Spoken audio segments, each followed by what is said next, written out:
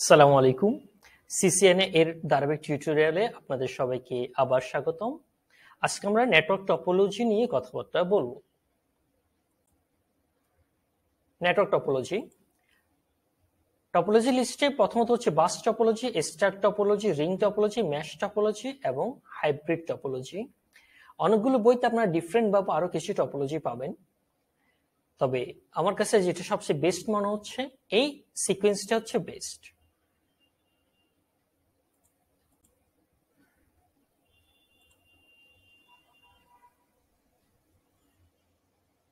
তাহলে চলুন প্রথমে আমরা জেনে নিই টপোলজি কাকে বলে, নেটওয়ার্ক টপোলজি কাকে বলে।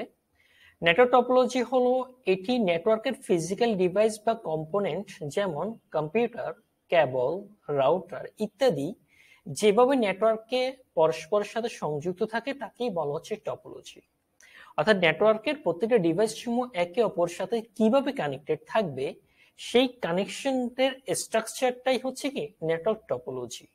আর এই নেটওয়ার্ক টপোলজি কিভাবে তৈরি করবেন সেটা ডিপেন্ড করবে আপনার কোম্পানির ইনফ্রাস্ট্রাকচারের উপর, আপনার নেটওয়ার্ক সিনারিওর উপর।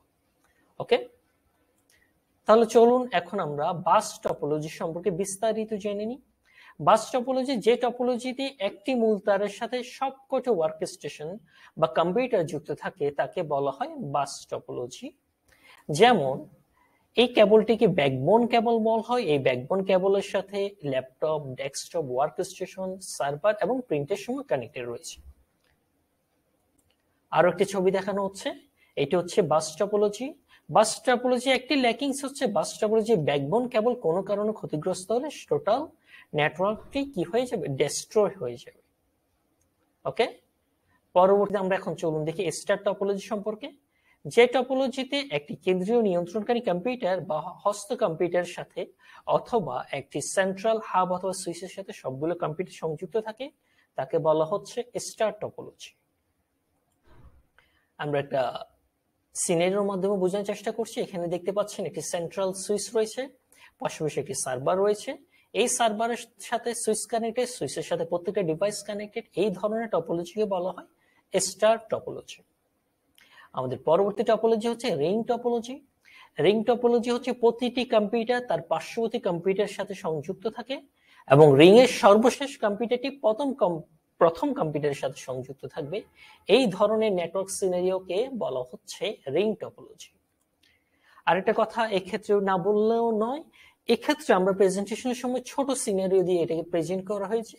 তা বাস্তব ক্ষেত্রে মনে করুন আপনার 4-5টা ব্রাঞ্চ রয়েছে, প্রত্যেকটা ব্রাঞ্চের প্রত্যেকটা অফিসের সাথে কানেক্টিভিটি এস্টাবলিশ হয়েছে। সেই ক্ষেত্রে আপনি টোটাল নেটওয়ার্কটা কি করতে পারেন, পুরো শহর জুড়ে রিং টপোলজি করতে পারেন। ওকে, সিনারিওটা এইরকম শুধুমাত্র ছোট সিনারিও না, আমি এই কথাই বোঝানোর চেষ্টা করছি। এভাবেই জাস্ট একটা রুমের ভিতর আবদ্ধ বা একটা ফ্লোরের ভিতর আবদ্ধ এভাবে কি না, সিনারিওটা সীমাবদ্ধ না। এটা পুরো শহর জুড়ে হতে পারে, পুরো দেশ জুড়ে হতে পারে, পুরো পৃথিবী জুড়ে এভাবে নেটওয়ার্ক টপোলজি হতে পারে। চলুন এখন আমরা দেখিনি ম্যাশ টপোলজি। ম্যাশ টপোলজিতে নেটওয়ার্কভুক্ত প্রতিটি কম্পিউটার পরস্পরের সাথে সরাসরি যুক্ত থাকে। অর্থাৎ এই টপোলজিতে প্রতিটি কম্পিউটারের মধ্যে পয়েন্ট টু পয়েন্ট বা পিয়ার টু পিয়ার লিঙ্ক তৈরি করা হয়। নেটওয়ার্কভুক্ত প্রতিটি কম্পিউটার একে অপরের সাথে সরাসরি ডেটা আদান প্রদান করতে পারে, ফলে ডেটা আদান প্রদান অনেক দ্রুত হয়। এই টপোলজিতে আরেকটা বিশেষ ব্যাপার হলো কোনো প্রকার কেন্দ্রীয় সার্ভার বা ডিভাইস থাকে না। চলুন একটা সিনারিওর মধ্যে আমরা বোঝার চেষ্টা করি। এইটা হচ্ছে ফুল ম্যাশ টপোলজি। খেয়াল করুন প্রত্যেকটি কম্পিউটারের সাথে ডিরেক্টলি কানেক্টেড, বা এটাকে আমরা পিয়ার টু পিয়ার কানেক্টেড বলে থাকি বা পি টু পি কানেক্টেড বলে থাকি। এইটার ক্ষেত্রে সেম কথা, শুধুমাত্র এইভাবে যে 4-5টা কম্পিউটার কিনে ম্যাশ টপোলজি হয়ে যাবে তা না। টোটাল সিনারিওটা এমন হতে পারে আপনার একটা শহরে 5টা জায়গায় আপনার 5টা ব্রাঞ্চ রয়েছে, প্রত্যেকটা ব্রাঞ্চের সাথে প্রত্যেকটা ব্রাঞ্চের মধ্যে কমিউনিকেশন এস্টাবলিশ করবেন, প্রত্যেকটা সরাসরি কানেক্টেড থাকবে। সেক্ষেত্রে আপনি কি করবেন, ম্যাশ টপোলজি করতে পারবেন। এর পরবর্তী টপোলজি হচ্ছে হাইব্রিড টপোলজি।